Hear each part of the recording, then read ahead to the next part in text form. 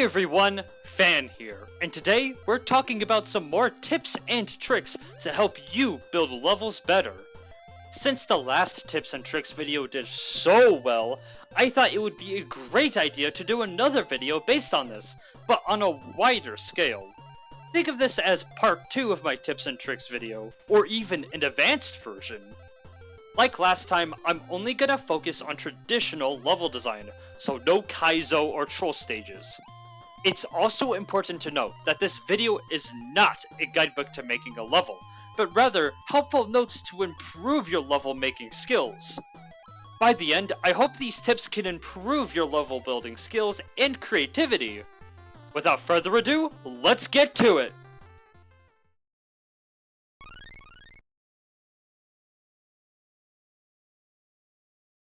Have you ever been bored about making levels? Have you had no idea what to do for a general theme or what to do for a section of a level? Well, this tip will be helpful for you.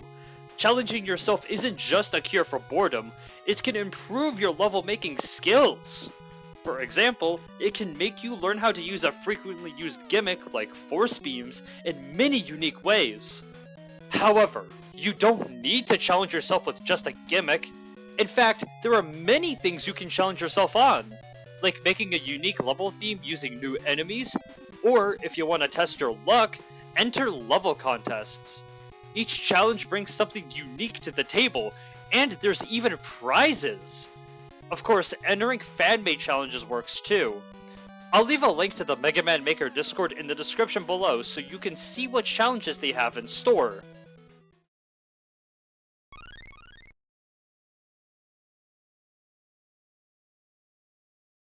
If you recall my previous tips and tricks video, I explained how to balance a difficulty curve. Well, this tip is a little similar, but this time we're taking pacing into consideration. Believe it or not, the flow of your level as well as how well paced it is can make a big difference in the difficulty curve. Think of these two concepts as a complement to one another. You want to make the level as long as needed to make it engaging and fun with the difficulty curve. Make it too short and you'll leave underwhelmed, but make it too long and you'll have the audience begging on their knees to let it stop. It can be a little tricky to balance pacing and difficulty at first, but I'll provide some tips to help you out. Number 1.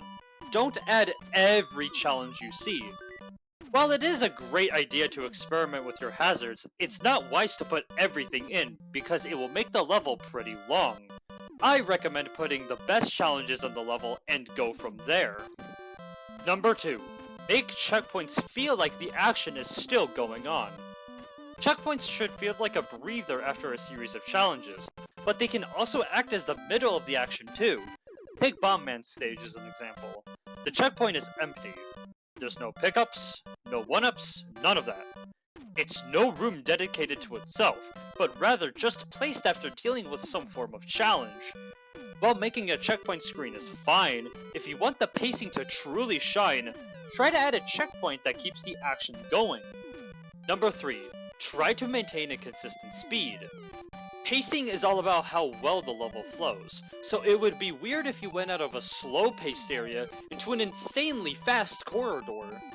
That's why it's important to stick to one flow, or speed. It's okay if a couple of rooms are fast or slow to get through, but it shouldn't make a heavy impact on the pacing. Personally, I always stick to a medium-slow speed, because it fits me the best, but do what works for you.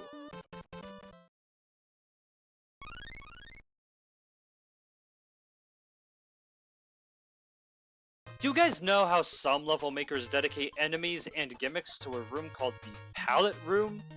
Well, I find it to be slightly unhelpful. It's a pain going back and forth between picking an enemy and placing it in a level. That's why I use the favorite wheel. By holding tab, you are shown a wheel that contains 10 slots. I like to use this wheel for enemies, gimmicks, and a test tile. Even though I use it for hazards, it can also be used for tiling and decorations. There's also a recent wheel, which can be activated by holding shift and pressing tab. It allows you to select the 10 recent objects you used, so it can save the hassle of going into the menu itself.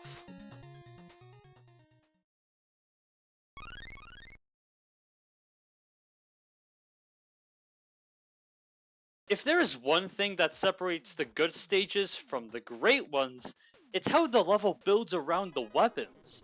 It adds a whole new level to the fun factor, it can bring a new flow to the stage, and it can be a massive highlight for your level. There are many ways to build around your weapons, but a great way to do this is to build around weapons that have multiple functions. Take Leaf Shield for example. While its main job is a barrier that deflects projectiles, it can also be aimed in 4 directions: up, down, left, and right. Now that we know this, let's put this into effect. Let's use this room here. Here, Mega Man must avoid these Garyobies while trying to activate a press to move forward.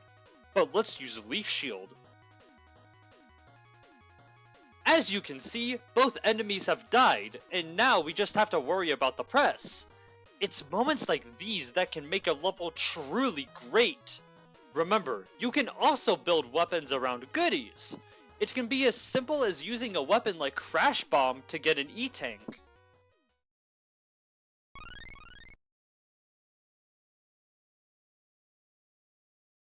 Just like weapons, pickups are one of many parts of a level. Even though they don't resemble something grand, they still play an important role. They serve to help you throughout the level. Of course, there's a variety of pickups that can be used, but it's important to know how to use them in order to get the best out of them. So I'm gonna go through how each item could be used. Small pickups can be spread around the level occasionally. Usually I do 1 to 2 health or weapon pickups. It usually depends on the situation. After a hard challenge, I do health. But if it's after a section that encourages weapons, or after a long while, I do weapons. As for spreading them, the best advice I can give is to use your gut. If you feel like it's been a bit without pickups, put some down. Same thing goes for large pickups, but more spaced out.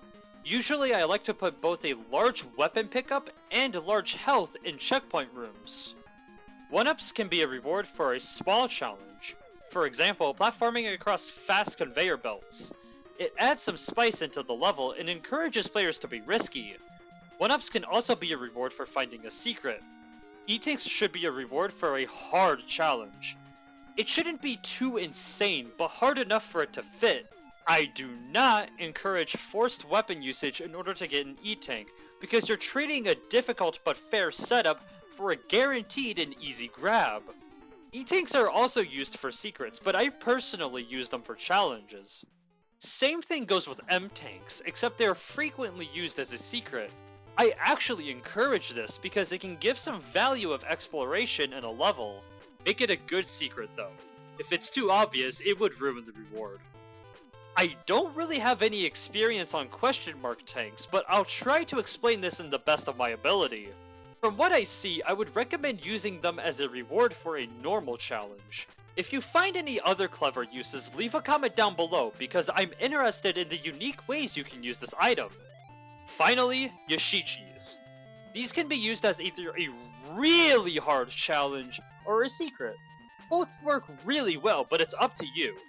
One thing I should note about these is that you do not need to add every pickup. In fact, it's not really recommended because it can make other items useless, and it can clutter up the stage. Instead, choose 1 or 2 valuable items like 1-ups, M, and E-Tanks to add in the level. Also, please add W-Tanks, thank you!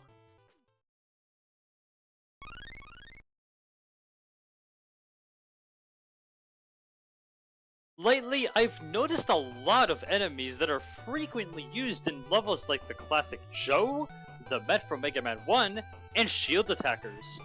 To this I say, branch out more. There's a lot of enemies that have unique capabilities that work well with gimmicks, other enemies, and even on their own. This also applies to certain themings of levels too. Instead of using hotheads in a fire-themed level, try mixing it up with mash burner or even fire totems. Find yourself using Squidon as a mid-boss in Icy levels? Try using Snowler. Remember, the sky's your limit, so go wild!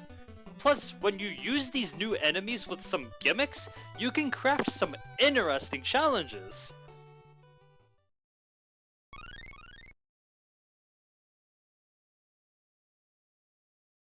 When making a level, it's always important to know that nothing is perfect. There's always room for improvement, whether it's small or big. But that's the glory of creation! You always have the chance to get better, and that feeling is always satisfying to me. So don't worry about being perfect in every way. Focus on making your levels to the best of your ability, and when you continue to create stages, trust me, you'll see how far you came and how better you are at level design than ever before. If you made it to the end, thanks for watching. Like the previous tips and tricks video, I hope you have a takeaway or two from these tips. With version 1.10 coming soon, this is your chance to make the most out of 1.9. Make something that will blow the world away. Make something that will inspire others to create levels. Make your magnum opus. Did you guys enjoy version 1.9? What are some tips and tricks that you know? Leave a comment down below. I'll love to chat with you all. If you liked the video, give it a like and subscribe to see more Mega Man Maker content in the future. But before I go, there is one announcement that I would like to make. With the first anniversary of my channel coming up in the future, aka August 11th, I want to celebrate by doing a Q&A with you all. By the time you've seen this video, a post regarding said Q&A will be there for you all to dump your questions into. However, I'm limiting it to only one user per question. I don't want the comments to be flooded with a million questions from one user. I hope you are looking forward to that, but for now, it's time to say goodbye. Until then, I'll see you all in the next video. Peace.